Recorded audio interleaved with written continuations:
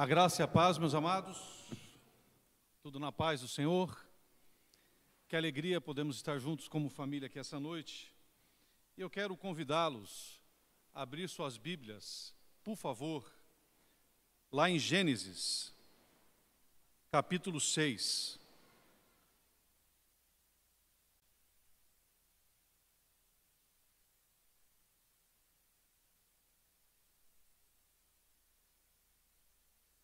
Esse tipo de pregação sequencial, ela nos faz ter que analisar todos os textos. Não tem texto que escapa. Talvez, se não fosse sequencial, provavelmente a gente dava mais escapado do capítulo 6 de Gênesis. Porque ele é um texto que traz algumas questões que geralmente trazem confusão na mente das pessoas. Porém, espero em Deus que esta reflexão possa trazer um pouco de luz ao que esse texto diz. Amém? Então vamos ler. Eu vou estar lendo aqui Gênesis capítulo 6, do versículo 1 até o versículo 10. Como se foram multiplicando os homens na terra, e lhes nasceram filhas, vendo os filhos de Deus que as filhas dos homens eram formosas, tomaram para si mulheres, as que entre todas mais lhes agradaram. Então disse o Senhor: o meu espírito não agirá para sempre no homem, pois este é carnal, e os seus dias serão 120 anos.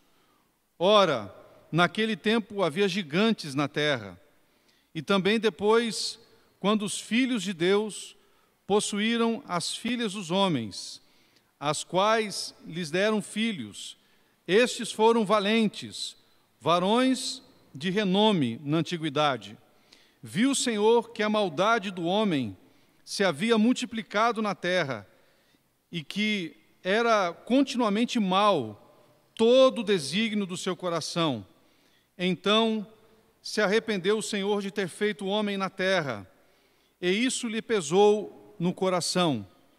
Disse o Senhor: farei desaparecer da face da terra o homem que criei, o homem e o animal, os répteis e as aves do céu, porque me arrependo de os haver feito.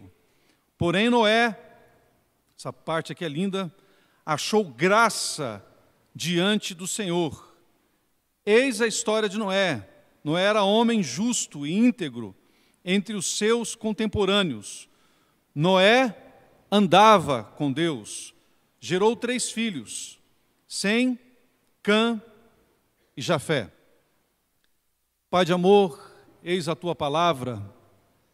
Ó Deus, nós clamamos debaixo da sua graça e misericórdia, que o Senhor nos conduza e traga a clareza e a beleza desse texto aos nossos corações.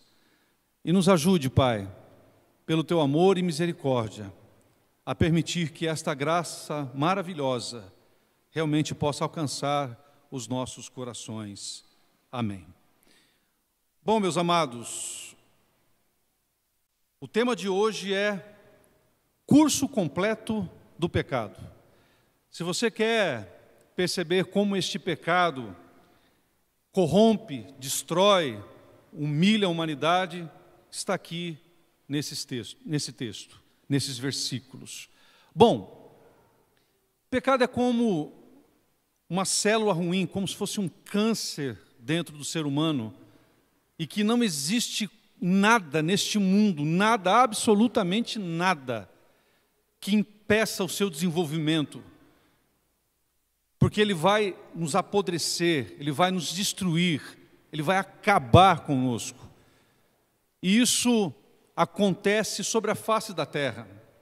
E é interessante observarmos esse texto que acabamos de ler e lembrar que Jesus cita exatamente este momento histórico para falar sobre a vinda do Filho do Homem. Quando ele diz que será como esse tempo, como o tempo de Noé. Por que o tempo de Noé? Porque foi um tempo de grande corrupção moral, estrutural, em tudo que nós podemos pensar. O pecado estava no seu nível mais hard, mais destruidor, e nós temos que compreender isso.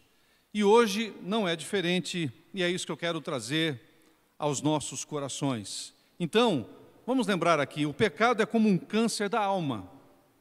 Muitas vezes começa de forma desapercebida, talvez como um pequeno compromisso.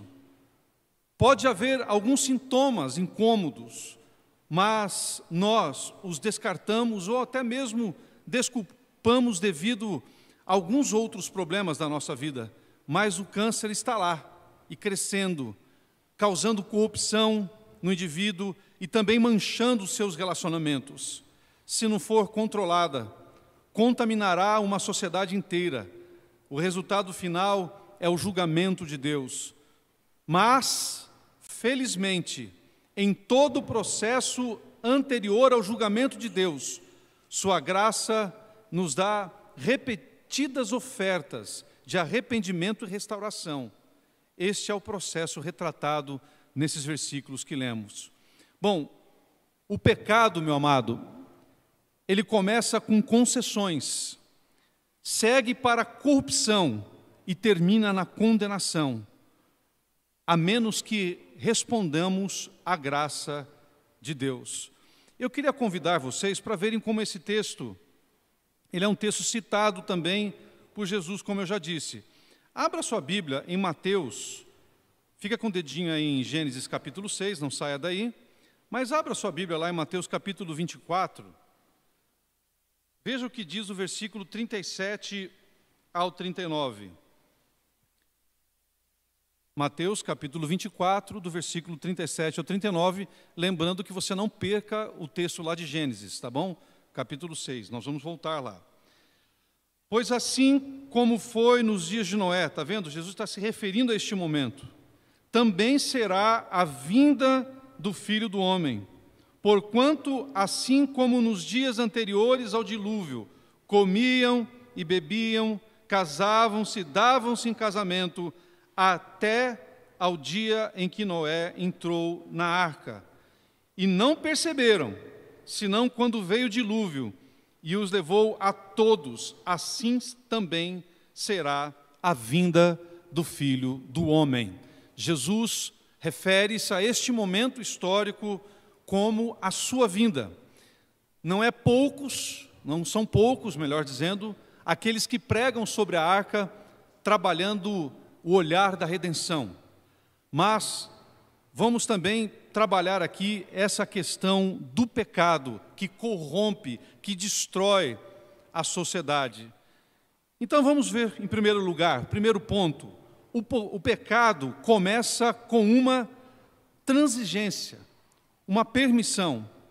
Lemos à medida que a população crescia, os filhos de Deus viram que as filhas dos homens eram lindas e tomaram para si mulheres as que escolheram. Mulheres que a escolheram, ou seja, havia somente desejo. Eles olhavam para as mulheres e tomavam essas mulheres. Não eram casamentos debaixo da graça de Deus. Aqui já começa uma questão que nós podemos pensar. Quem são esses filhos de Deus? Quem são esses filhos de Deus? Existem, na verdade, 3 interpretações sobre essa questão. Eu quero me deter simplesmente na que eu defendo e creio dentro da história reformada. Na verdade, dentro da história reformada, só existem 2 linhas um pouco mais aceitas. Uma terceira, nós a consideramos completamente inadequada para a interpretação. Já vou dizer que a terceira refere-se a uma questão um pouco tradicional na cabeça das pessoas, de que esses filhos de Deus seriam anjos. Alguns falam isso. Já posso dizer para vocês que essa interpretação, ela não cabe, quando nós usamos esse conceito de filhos de Deus serem anjos. Ela não cabe. Dentro da tradição reformada, compreende-se 2 linhas. E a linha que eu fico, que aqui há uma tradição daqueles que eram da linhagem de Sete, que é filho de Adão. É essa linha que eu mais aceito, que seriam aqueles que seriam filhos de Deus, ou seja, provenientes que estavam debaixo, andando com Deus. E esses que eram filhos de Deus, ou seja, que tinham um respeito a Deus, que caminhavam com Deus, viram que as filhas dos homens, então quem são as filhas dos homens? Todas aquelas ou aqueles que não pertenciam ao povo de Deus. Então viram e que os homens que eram lindas e tomaram para si mulheres e as escolheram. Eles começaram a corromper os padrões bíblicos e morais que foram ensinados a eles, para que não houvesse mistura de concepções de fé. E eles começaram a fazer isso simplesmente por desejo. Por desejo. Não havia ali um chamado, um acordo familiar, não. Eles tomaram para si. Era um uso de poder. Era um uso de força. Eles queriam as mais bonitas. Então aqueles que eram da linhagem de Deus estavam se corrompendo também. Não havia mais nem equilíbrio entre aqueles que estavam fora da linhagem de Deus, nem aqueles que estavam na linhagem de Deus. Por isso, meus amados, é muito fácil perder a aplicação desse texto no debate sobre interpretação correta. O debate tem séculos de existência sobre essa questão da interpretação, com homens piedosos tendo pontos de vista diferentes. Por isso que eu quis pautar aqui que o meu ponto de vista é seguindo a linhagem de Sete, porque existem outras interpretações. Por isso nós temos que prestar atenção. Bom, uma questão que tem que ficar muito clara para nós é que, apesar desses argumentos, eu rejeito qualquer outra interpretação que não seja essa questão de Sete. Eu acho que isso cria problemas teológicos e até alucinantes, que não têm garantia bíblica, quando nós entendemos que os filhos dos homens eram anjos, os filhos de Deus, perdão, eram anjos. Nós não precisamos de uma visão tão rebuscada para explicar o texto adequadamente em seu contexto. Então, por que adotar isso? Por isso, meus amados, o que é importante ficarmos aqui nesse texto, é fácil se perder nessa interpretação no processo, com a interpretação, mas não vamos fazer isso. Não importa a interpretação que você faça, a aplicação é a mesma. O pecado começa com o compromisso de Satanás frequentemente usando esses homens para cometerem erros, como a área de transigência para seduzir o povo de Deus. É uma ferramenta eficaz, uma vez que o impulso sexual e as emoções do amor romântico são muito poderosos. E por isso, meus amados, nós temos visto uma deturpação desde esta época na raça humana quanto à questão dos impulsos sexuais e os desejos da carne. Aqui então começa claramente todo o desvio que estava acontecendo com o povo naquela época. É apropriado sentir-se fisicamente atraído por uma pessoa com que você quer se casar, não há problema com isso. Mas casar-se, principalmente por causa da atração física, é um erro grave. E é isso que nós temos que tomar cuidado. Nós temos que procurar aquelas e aqueles que estão debaixo do projeto e do plano de Deus, que estão no Senhor. É por isso que a Bíblia tanto nos orienta sobre essa questão de casar com aqueles e buscar casar com aqueles que estão debaixo da sua mesma fé. Meu amado, não são poucos que carregam na sua caminhada de casamento problemas sérios, quando o lar está dividido quanto à questão espiritual. Graças a Deus, que é a graça mesmo, muitos desses ainda ou o marido vem a Jesus ou a mulher vem a Jesus. Mas, meus amados, isso não é regra. Na verdade, é exceção. Na maior parte das vezes não se rendem. E pelo contrário, há atrito. Então o texto está mostrando que havia aqui uma intransigência em respeitar os valores e os princípios, de que aquele povo, que era o povo de Deus, deveria casar-se com aqueles que estavam debaixo da mesma fé.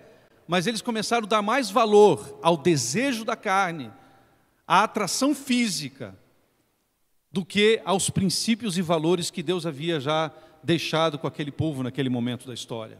E isso trouxe complicações sérias para o povo de Deus, para os filhos de Deus. E é isso que nós queremos e temos que entender. Segundo lugar, o pecado leva à corrupção. Vamos dar uma olhada aqui no versículo 3 de Gênesis 6. Então disse o Senhor: O meu espírito não agirá para sempre no homem, pois este é carnal, e os seus dias serão de 120 anos. Porque os homens são carnais, nós temos desejos errados. Moisés vai mencionar ainda aqui na sequência do versículo, venha comigo aqui no versículo 4, ele diz: ora, naquele tempo haviam gigantes na terra, e também depois disso, quando os filhos de Deus possuíram as filhas dos homens, as quais lhe deram filhos, estes foram valentes, varões de renome na antiguidade. Aqui nessa sequência, mostra que essa corrupção trouxe poder a muitos. Essa carnalidade trouxe poder a muitos. Por quê? Essa palavra gigantes, meus amados, nós não temos relatos, nem na história, nem na ciência, de gigantes. Não há relatos. Por mais que você leia aí algumas fake news, que mostram muitas vezes alguns retratos gigantes, na verdade é tudo fake news. Nós sabemos que não houveram gigantes. Houveram homens altos, mulheres altas, pessoas de 2 metros, 2 metros e pouco. Isso aí sempre existiu na história. Mas o conceito da palavra gigante aqui, pela tradução, quando você vai lá para o hebraico, é o conceito de homens valentes, homens fortes, que detinham poder. Aí você vai falar, mas pastor, quando os espias chegaram na terra, a Bíblia diz lá que eles se sentiam como gafanhotos, porque os outros eles viram gigantes. Mas é esse sentido mesmo, de poder, de domínio. Eles sentiam medo de ver esses homens que tinham poder e domínio, que tinham força, que eram vorazes, homens viris, homens violentos. E aí eles temiam esse tipo de homem. E é exatamente nessa mesma linha. Quando diz aqui o texto, que naquele tempo havia gigantes na terra, e também depois, quando os filhos de Deus possuíram as filhas dos homens, as quais lhe deram filhos. Olha, a sequência mostra isso. Estes foram o quê? Valentes, varões de renome na antiguidade. É esse sentido.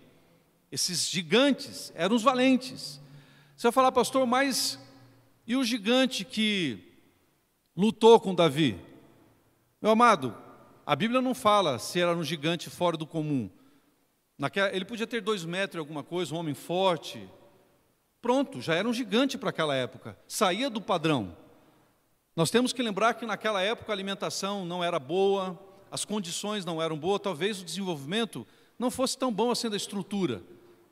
Mas haviam homens que alcançavam certa estatura, diferente da normalidade naquela época. Hoje nós temos muito mais, é muito mais visível, homens que crescem bastante, até mulheres que crescem bastante, mas naquela época isso não era comum, e isso muitas vezes fazia as pessoas ficarem aterrorizadas.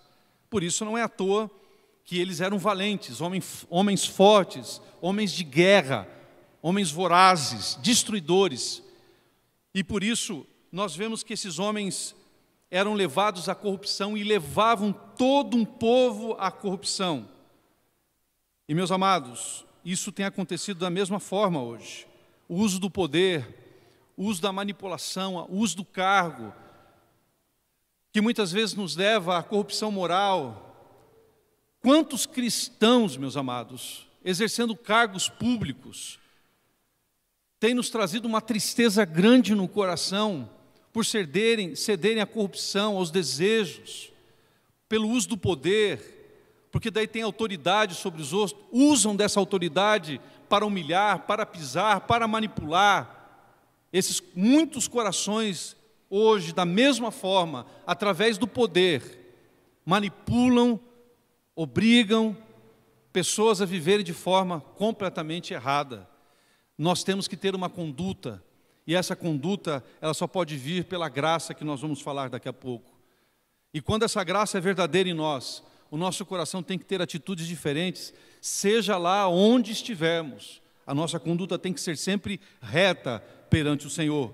Não como esses homens valentes, tomados por ganância, tomados por poder, tomados por força, que manipulavam, que pisavam, que destruíam, que tomavam, que saqueavam, invadiam terras, usavam do seu poder para destruir, para alcançar mais poder ainda. Isso, meu amado, sempre fez parte da raça humana. Esses valentes, esses gigantes que usam do poder para humilhar, para pisar, para matar, para saquear. Outro conceito que podemos ver aqui no terceiro ponto: o pecado termina em condenação. Versículos 6 e 7. Vejam bem. Então se arrependeu o Senhor de ter feito o homem na terra, e isso lhe pesou no coração. Disse o Senhor: farei desaparecer da face da terra o homem que criei, o homem animal, os répteis e as aves do céu, porque me arrependo de os haver feito. Deus deixou uma clara promessa que a consequência moral, daquela corrupção moral, do horror que ele estava vendo na humanidade, ia ter uma consequência visível. Deus iria destruir todos, inclusive os animais. Porque olha como o pecado, meu amado, afeta tudo que está ao nosso redor. O pecado não só nos afeta, espiritualmente falando, o pecado afeta tudo que está ao nosso redor. E aqui está tão claro isso, porque Deus, quando dá a condenação da destruição, a condenação da destruição alcança a natureza. Olha que interessante, por causa da corrupção humana, por causa da degradação do pecado em nós. Esse pecado, o pecado em nós, ele é tão destrutivo que ele destrói o que está ao nosso redor. A consequência não só nos alcança, mas alcança tudo que está ao nosso redor. Mas há uma outra questão que nós temos que pensar nesse texto, quando ele fala aqui no versículo 6 e 7, então se arrependeu o Senhor. Meu amado, nos dá uma impressão de que Deus mudou de opinião. Não nos dá essa impressão? Porque Deus havia criado o homem, a mulher e todos os animais, e a Bíblia diz: e viu Deus que era bom. Quando nós lemos dessa forma que é descrita aqui no livro de Gênesis, nos dá uma impressão que Deus se arrependeu, como diz o texto depois lá embaixo. Mas, na verdade, isso é uma descrição da visão humana sobre a forma como Deus estava agindo, como Deus estava tratando aquele momento histórico. Deus não muda, meu amado, Deus é imutável. Mas uma coisa é certa: o pecado do homem estava incomodando Deus, e teve consequências, veio juízo sobre eles, e esse juízo foi destruidor. Mas há algo lindo nesse texto que eu quero trazê-los neste momento, no quarto ponto. Vamos para o versículo 8.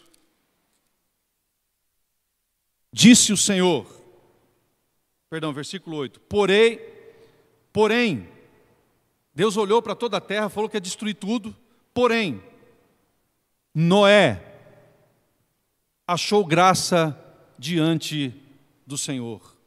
Foi o Senhor que achou graça em Noé. Noé achou graça aos olhos do Senhor.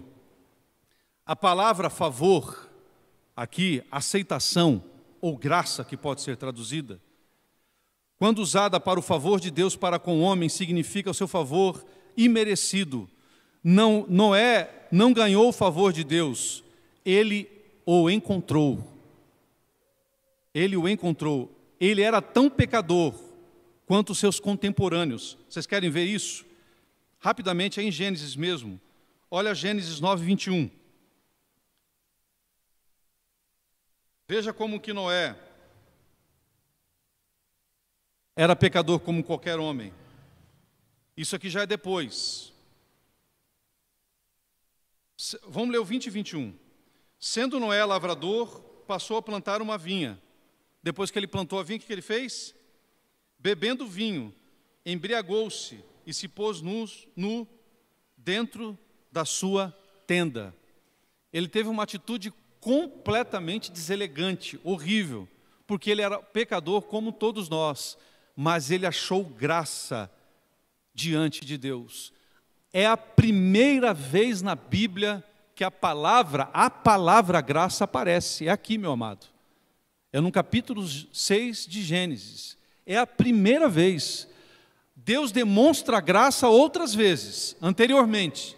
Ele demonstra graça. Mas é a primeira vez que a palavra graça aparece. Quando diz que Noé achou graça diante de Deus. Meu amado, é exatamente isso que nós temos através de Jesus. Nós poderíamos fazer aqui o comparativo exatamente da arca, como sendo este plano de Deus redentor. A arca, ela simboliza aqui a figura de um Cristo, que pode redimir tanto o homem como a criação. Olha que lindo. Da mesma forma como Deus puniu a criação por causa do pecado, o homem e aquilo que Deus criou também podem ser redimidos através da graça. Porque a arca, ela não é a libertação só do homem. A arca é a libertação do homem e de animais. Porque, da mesma forma como Deus pode condenar a humanidade, Deus pode nos salvar através desta graça maravilhosa, esta graça plena, poderosa e verdadeira, que hoje é revelada plenamente através de Cristo Jesus. Jesus é a revelação plena da graça de Deus. Então, meu amado, guarde isto, esta é a primeira vez, então, que a palavra graça aparece na Bíblia. Não é a primeira vez, como eu disse, que se manifesta, mas é a primeira vez que aparece. Por isso, meu amado, quando o pecado estava no auge, lemos que Noé encontrou graça aos olhos do Senhor. Apesar de toda uma sociedade corrupta, corrompida, tomada pelo pecado, nós olhamos hoje no mundo e vemos o quanto o mundo é egoísta, manipula pelo poder. É só nós vermos, por exemplo, o sofrimento que estão os países mais simples. Quanto à questão da vacinação, quais são os países que saíram na frente com a questão da vacinação? Aqueles países que monopolizaram a compra, não se preocuparam em nenhum momento em fazer uma divisão pelo menos um pouco mais quantitativa dessas vacinas para o mundo, mas foram lá e compraram tudo que eles podiam. Isso é demonstração de força, de poder. É o egoísmo, é a corrupção, é o desejo. Quanta manipulação, quanto desvio nós vimos nesse momento histórico tão difícil que estamos vivendo, aonde a pessoa, para ter um benefício, mesmo que pequeno, de repente só por favorecimento, de repente por status, ou até mesmo por dinheiro, vai lá e finge aplicar uma vacina numa pessoa idosa. Meu amado, quem é este ser humano? Corrupto, manipulador, horroroso, sou eu e você. Mas apesar de toda essa desgraça, apesar de todo esse horror, eu e você podemos ser encontrados aos olhos de Deus, achando graça aos seus olhos. Eu e você. Deus pode nos olhar nesse momento e dizer: aquele irmão, aquela menina, aquela mulher, aquele homem, aquele menino, eu achei graça aos meus olhos. Deus viu graça sobre nós e nos deu esta graça. Por isso, meu amado, uma coisa que nós temos que lembrar, que apesar de toda a corrupção, de todo o pecado, como diz lá em Romanos capítulo 5, versículo 20, onde o pecado abunda, superabundou a graça. A graça é plena e maravilhosa, e é o que Deus quer nos oferecer essa noite. Meu amado, uma pessoa sem Cristo, ela está sendo tomada por esse pecado. Ela está sendo tomada por essa corrupção que nos destrói, que nos engole, que nos mata. Mas a graça de Deus, concluindo, a graça de Deus está aqui sobre nós essa noite. O dilúvio veio a todos que estavam perdidos, exceto Noé e sua família. Deus vai trazer ainda condenação a esse mundo. A Bíblia diz claramente que Ele virá. E quando Ele vier, a Bíblia diz que hoje Ele é cordeiro, capaz de nos redimir. Mas a Bíblia diz que Ele virá como leão. A Bíblia diz que hoje Ele é o nosso advogado, mas a Bíblia diz que Ele virá como juiz. O mesmo Jesus. O mesmo Jesus que é cordeiro se tornará o leão. O mesmo Jesus que é advogado, que pode nos redimir, é o mesmo Jesus que virá para condenar. Porque, meu amado, não há outra forma nessa humanidade a não ser a redenção e a graça de Deus. Tudo está contaminado pelo pecado. O homem, por causa do pecado, contaminou toda a natureza, corrompeu toda a estrutura do que existe sobre a terra, por causa do pecado. Mas você pode achar graça aos olhos de Deus essa noite, através de Jesus, o seu Filho, e encontrarmos redenção, plena redenção. Por isso, meu amado, sabemos que os nossos dias, como os de Noé, são tempos de corrupção sem paralelo, com pessoas vivendo a vida sem se importar com Deus. E sabemos que Deus fixou um dia em que julgará o mundo com justiça por um homem, a quem Ele designou, tendo fornecido prova a todos os homens, ressuscitando-os dentre os mortos. Está lá em Atos capítulo 17, versículo 31. Estamos todos infectados com o câncer do pecado. Só Deus pode curar. E Ele está pronto e disposto, se você responder à sua oferta graciosa. A única outra opção é deixar o pecado seguir o seu curso completo, resultando em corrupção, condenação final. Deus clama a você. Agora é tempo aceitável. Eis que agora é o dia da salvação. Eis que agora é o dia da redenção.